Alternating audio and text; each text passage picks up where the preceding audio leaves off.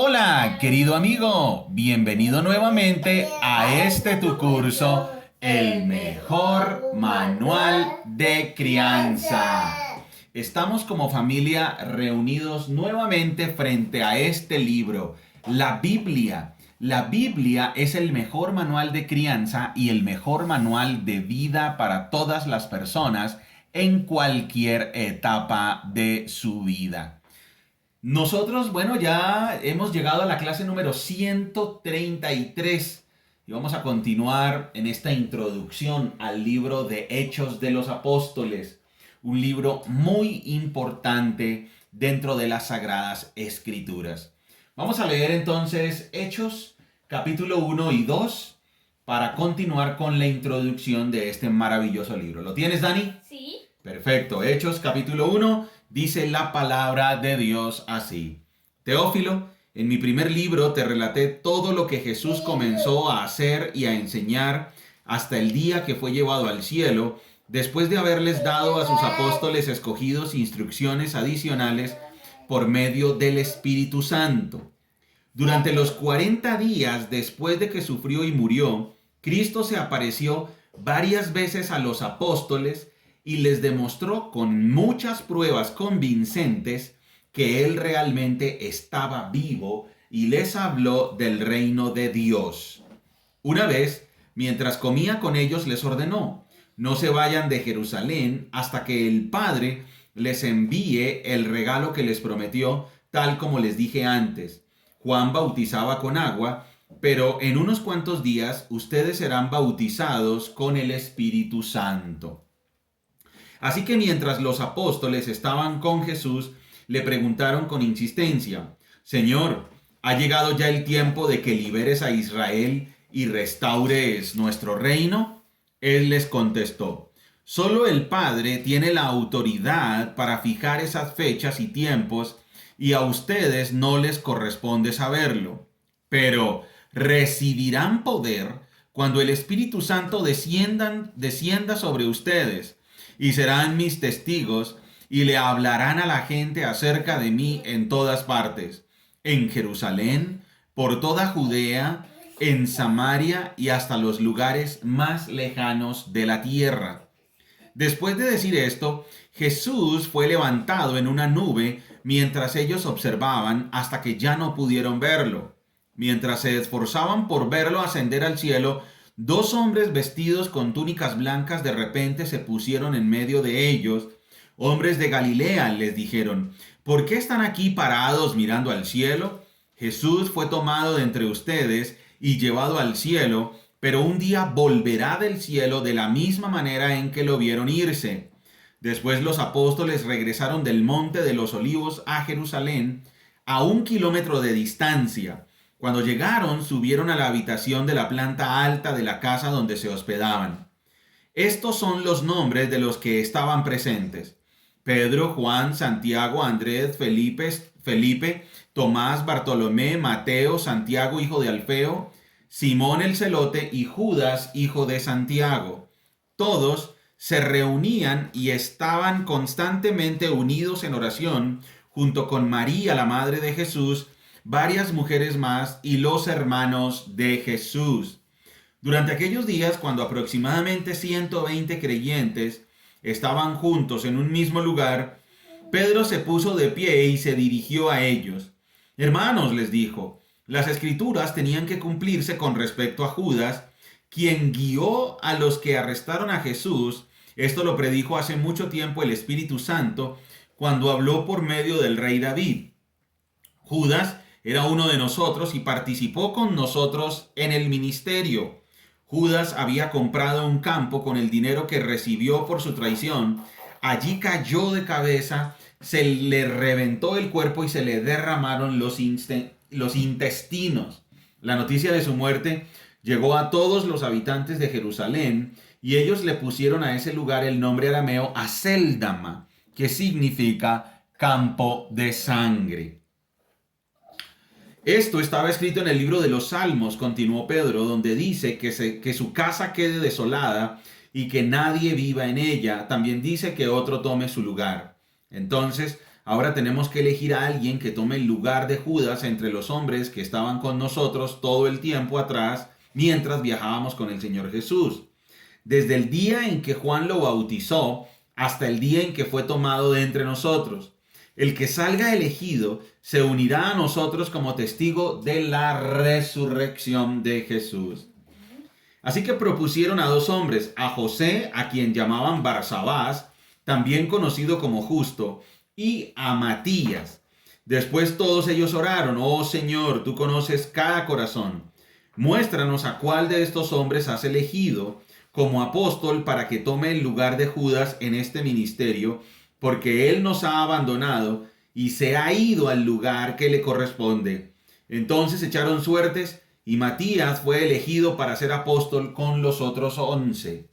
El día de Pentecostés, todos los creyentes estaban reunidos en un mismo lugar. De repente se oyó un ruido desde el cielo, parecido al estruendo de un viento fuerte e impetuoso, que llenó la casa donde estaban sentados. Luego, algo parecido a unas llamas o lenguas de fuego aparecieron y se posaron sobre cada uno de ellos, y todos los presentes fueron llenos del Espíritu Santo y comenzaron a hablar en otros idiomas, conforme el Espíritu Santo les daba esa capacidad. En esa ocasión había judíos devotos de todas las naciones que vivían en Jerusalén. Cuando oyeron el fuerte ruido, todos llegaron corriendo y quedaron desconcertados al escuchar sus propios idiomas hablados por los creyentes. Estaban totalmente asombrados. ¿Cómo puede ser?, exclamaban. Todas estas personas son de Galilea y aún así las oímos hablar en nuestra lengua materna. Aquí estamos nosotros, partos, medos, elamitas, gente de Mesopotamia, Judea, Capadocia, Ponto, de la provincia de Asia, de Frigia, Panfilia, Egipto y de las áreas de Libia alrededor de Cirene, visitantes de Roma, tanto judíos como convertidos al judaísmo, cretenses y árabes, y todos oímos a esta gente hablar en nuestro propio idioma acerca de las cosas maravillosas que Dios ha hecho. Quedaron maravillados y perplejos. ¿Qué querrá decir esto?, se preguntaban unos a otros.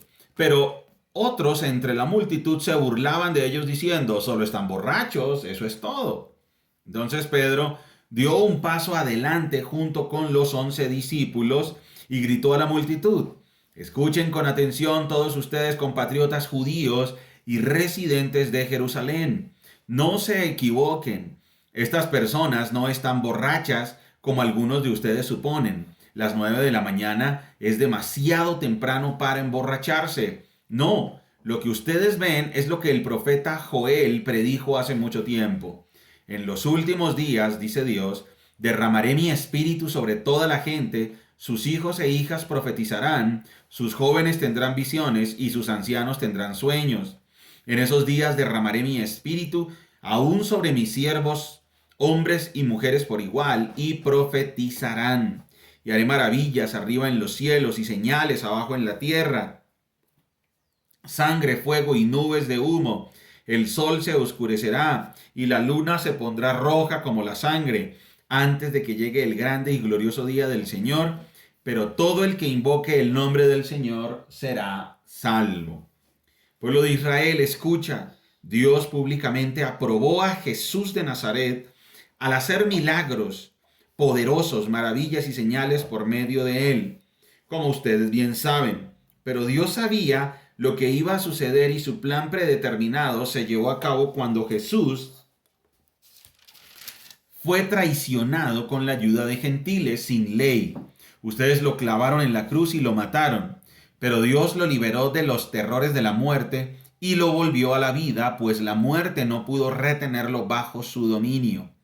El rey David dijo lo siguiente acerca de él: veo que el Señor siempre está conmigo, no seré sacudido porque Él está aquí a mi lado. Con razón mi corazón está contento y mi lengua grita sus alabanzas. Mi cuerpo descansa en esperanza, pues tú no dejarás mi alma entre los muertos, ni permitirás que tu santo se pudra en la tumba. Me has mostrado el camino de la vida y me llenarás con la alegría de tu presencia. Queridos hermanos, piensen en esto. Pueden estar seguros de que el patriarca David no se refería a sí mismo porque él murió, fue enterrado y su tumba está todavía aquí entre nosotros. Pero él era un profeta y sabía que Dios había prometido mediante un juramento que uno de los propios descendientes de David se sentaría en su trono. David estaba mirando hacia el futuro y hablaba de la resurrección del Mesías. Él decía que Dios no lo dejaría entre los muertos ni permitiría que su cuerpo se pudriera en la tumba. Dios levantó a Jesús de los muertos y de esto todos nosotros somos testigos. Ahora Él ha exaltado al lugar de más alto honor en el cielo a la derecha de Dios, y el Padre, según lo había prometido, le dio el Espíritu Santo para que lo derramara sobre nosotros tal como ustedes lo ven y lo oyen hoy. Pues David nunca ascendió al cielo, sin embargo dijo, el Señor le dijo a mi Señor, siéntate en el lugar de honor a mi derecha hasta que humille a tus enemigos y los ponga por debajo de tus pies. Por lo tanto, que todos en Israel sepan sin lugar a dudas que a este Jesús, a quien ustedes crucificaron, Dios lo ha hecho tanto Señor como Mesías.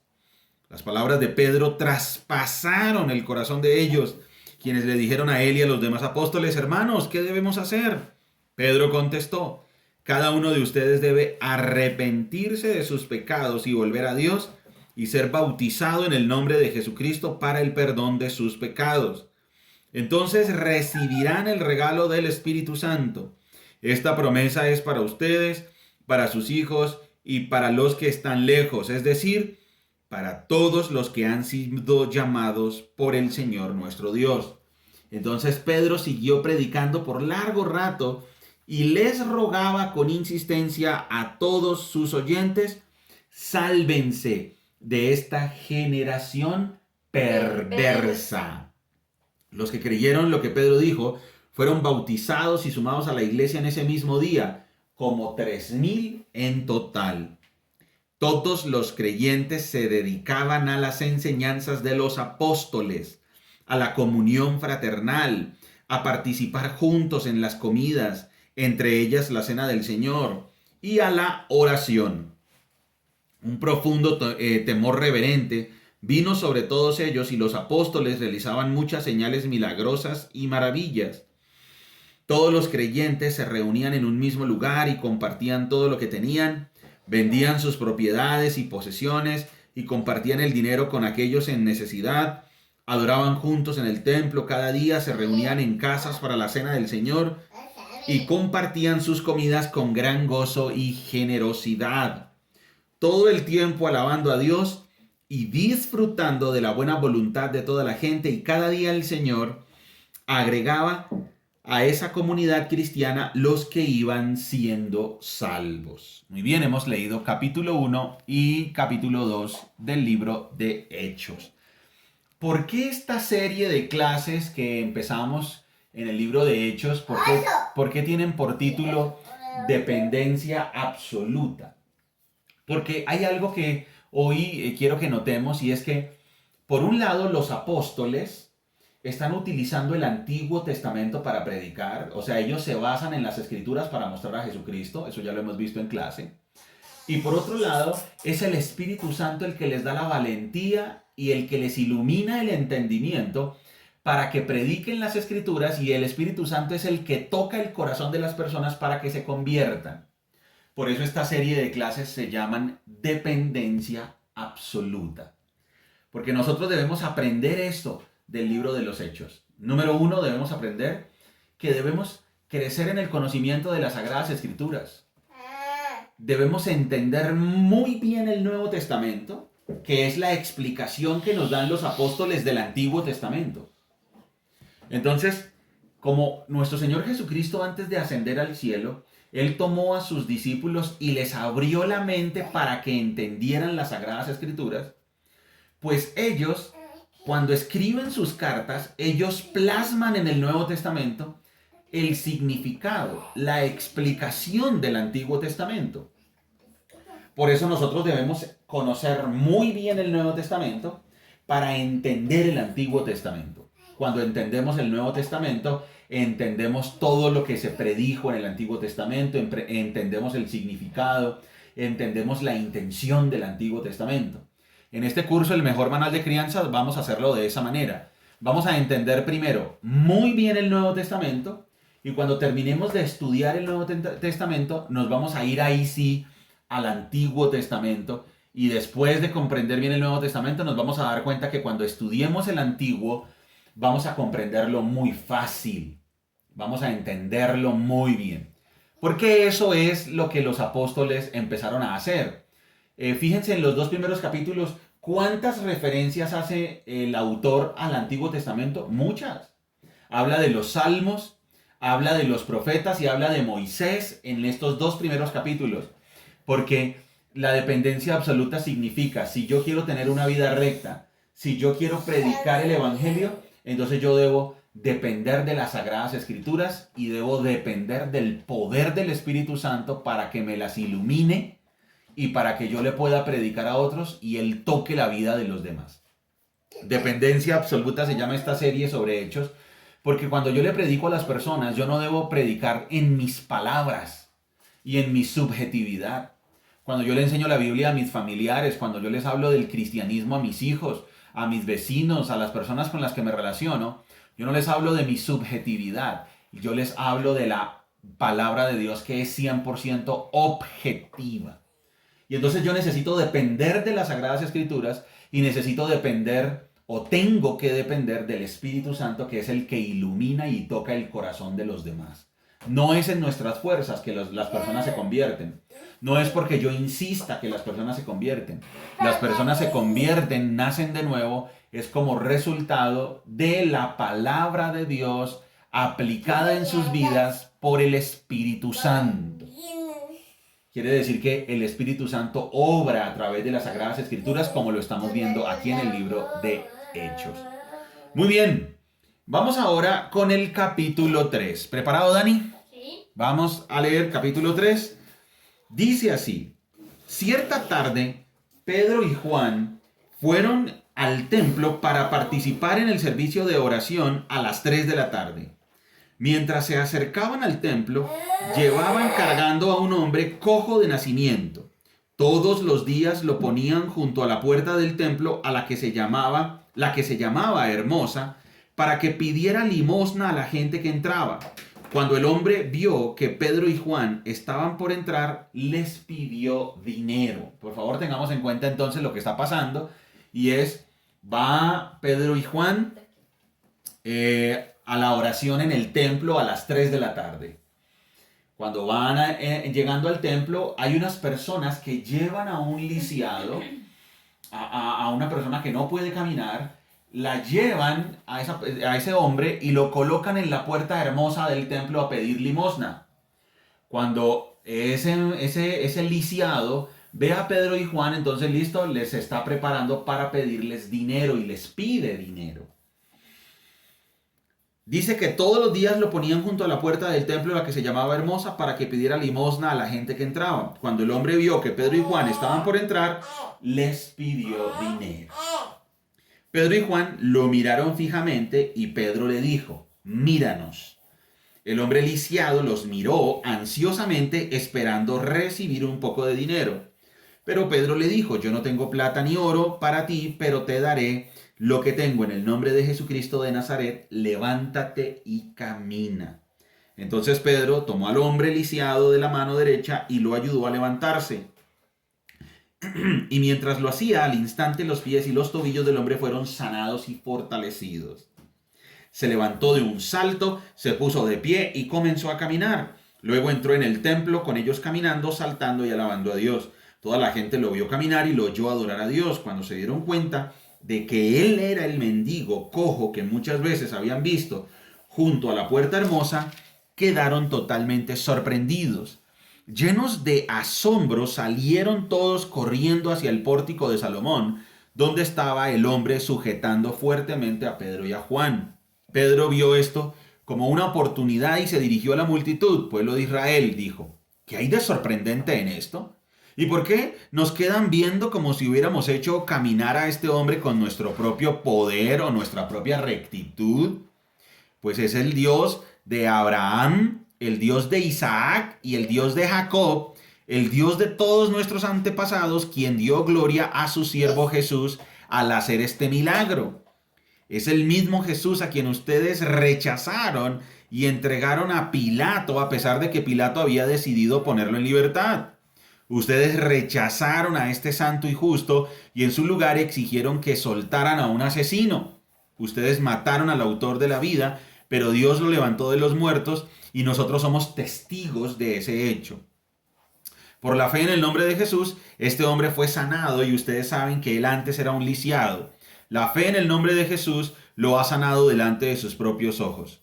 Amigos, yo entiendo que lo que ustedes y sus líderes le hicieron a Jesús fue hecho en ignorancia, pero Dios estaba cumpliendo lo que los profetas predijeron acerca del Mesías, que él tenía que sufrir estas cosas. Ahora pues, arrepiéntanse de sus pecados y vuelvan a Dios para que sus pecados sean borrados. Entonces de la presencia del Señor vendrán tiempos de refrigerio y Él les enviará nuevamente a Jesús, el Mesías, designado para ustedes. Pues Él debe permanecer en el cielo hasta el tiempo de la restauración final de todas las cosas, así como Dios lo prometió desde hace mucho mediante sus santos profetas. Moisés dijo: el Señor Dios de ustedes les levantará un profeta como yo de entre su propio pueblo. Escuchen con atención todo lo que Él les diga. Luego Moisés dijo: cualquiera que no escuche a ese profeta será totalmente excluido del pueblo de Dios. Comenzando con Samuel, cada profeta habló acerca de lo que sucede hoy en día. Ustedes son los hijos de esos profetas y están incluidos en el pacto que Dios les prometió a sus antepasados, pues Dios le dijo a Abraham: todas las familias de la tierra serán benditas por medio de tus descendientes. Cuando Dios levantó a su siervo Jesús, lo envió primero a ustedes, pueblo de Israel, para bendecirlos al hacer que cada uno se aparte de sus caminos pecaminosos. Y nuevamente aquí tenemos entonces Pedro ve a ese lisiado, el lisiado le estira la mano y le dice: me da una limosna. Pedro lo mira a los ojos y le dice: míranos. El lisiado los mira y le dice: mira, no tengo dinero para ti, pero te voy a dar algo. En el nombre de Jesucristo queda sano. Y entonces se aprovecha esa oportunidad en el templo para testificar acerca de Jesucristo. Ahora tengamos en cuenta que aquí es donde tenemos que analizar el propósito del autor al poner el relato aquí, en este orden cronológico. ¿Por qué está este relato aquí? ¿Por qué aparece esta sanidad aquí? Muy bien, recordemos entonces que nuestro Señor Jesucristo les dijo a ellos que ellos serían sus testigos. Capítulo 1, versículo 8. Dice: pero recibirán poder, les dijo Jesucristo a sus discípulos, ¿no? Mientras estaba con ellos. Pero recibirán poder cuando el Espíritu Santo descienda sobre ustedes y serán mis testigos y le hablarán a la gente acerca de mí en todas partes, en Jerusalén, por toda Judea, en Samaria y hasta los lugares más lejanos de la tierra. Aquí ya empezó eso. ¿Ellos están dónde? En Jerusalén. ¿De acuerdo? ¿Están dónde? En el templo. Ya Pedro hizo la primera predicación donde se convirtieron 3,000 personas, que fue el día de Pentecostés. Y esa predicación estuvo basada en los profetas, en el libro de Joel y en el libro de los Salmos. Y en Moisés, ¿no? En el Pentateuco. Entonces cuando Pedro predica el día de Pentecostés, se convierte en 3,000 personas y el mensaje estuvo basado en el Antiguo Testamento. ¿Sí? ¿Queda claro? Sí, sustentado con las escrituras. Claro, era lo que se predicaba era con las escrituras, Ajá. las escrituras. Como un documento legal, ya habíamos dicho. Y ahora, en el capítulo 3, siguen testificando en Jerusalén y ahora es al templo. En el templo va a ocurrir ahora esto. Y ocurre un milagro, que el milagro pretende sellar, poner un sello distintivo, una señal distintiva de que Pedro tiene razón, de que es verdad. Ojo, el milagro no es que yo pueda replicarlo hoy en día.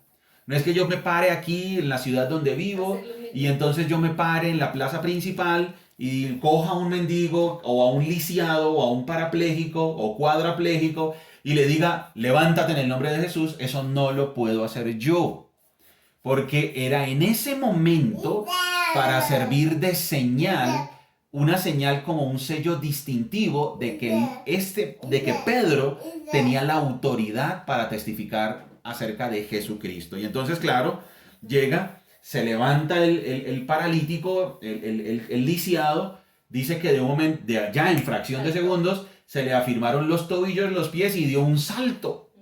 Dio un salto. Y entonces toda la gente dijo, oye, miren, sí, él es el lisiado. Y entonces Pedro, cuando ocurrió eso y la gente se empezó a acercar, dice el versículo 12, Pedro vio esto como una oportunidad y se dirigió a la multitud. Pueblo de Israel, dijo, ¿qué hay de sorprendente en esto y por qué nos quedan viendo como si hubiéramos hecho caminar a este hombre con nuestro propio poder o nuestra propia rectitud? O sea, Pedro les dice, bueno, ¿por qué creen que somos nosotros? Y aquí entonces Pedro va a arrancar nuevamente con las Sagradas Escrituras. Pues es el Dios de Abraham, de Isaac y de Jacob, el Dios de todos nuestros antepasados, quien dio gloria a su siervo Jesús al hacer este milagro.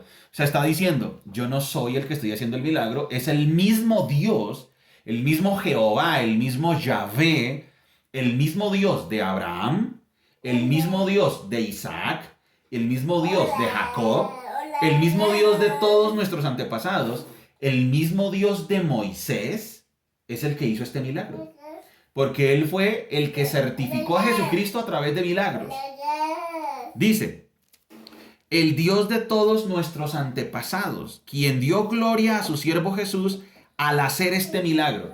¿Sí ven? ¿Cuál era el propósito del milagro? Que la gente se diera cuenta del poder en el nombre de Jesús. Exacto, dirigieran su mirada no a los hombres, sino a Dios, al poder. Correcto. Al poder de Dios. Al poder de Dios y que les estaba testificando de que ahora había llegado el Mesías y por el poder de ese Mesías era que se estaba haciendo este milagro. Importante tener en cuenta esto. Dice, ustedes rechazaron a ese santo y justo y en su lugar exigieron que soltaran a un asesino. Ustedes mataron al autor de la vida, pero Dios lo levantó de los muertos. Y nosotros somos testigos de este hecho. Por la fe en el nombre de Jesús, este hombre fue sanado y ustedes saben que él antes era un lisiado. La fe en el nombre de Jesús lo ha sanado delante de sus propios ojos. Y entonces aquí el apóstol Pedro en el versículo 22 dice, Moisés dijo, el Señor Dios de ustedes levantará un profeta como yo entre su propio pueblo. Y en el versículo 23, luego Moisés dijo, cualquiera que no escuche a este profeta será totalmente excluido del pueblo de Dios. Comenzando con Samuel, cada profeta habló acerca de lo que sucede hoy en día. Y entonces aquí Pedro está diciéndole a la multitud, miren, esto que está sucediendo hoy es el cumplimiento de las Sagradas Escrituras que ustedes leen cada sábado. Lo que está sucediendo hoy no es algo nuevo. Yo no sé por qué se maravillan, les está diciendo. ¿Y por qué se sorprenden? Si está escrito en su ley. Moisés habló de ello, los salmos hablan de ello, y desde Samuel cada profeta está hablando de ello. Es el mismo Dios de Abraham, de Isaac y de Jacob, el que levantó a Jesús de los muertos y es el que está haciendo este milagro para que ustedes pongan su confianza, su fe en nuestro Señor Jesucristo.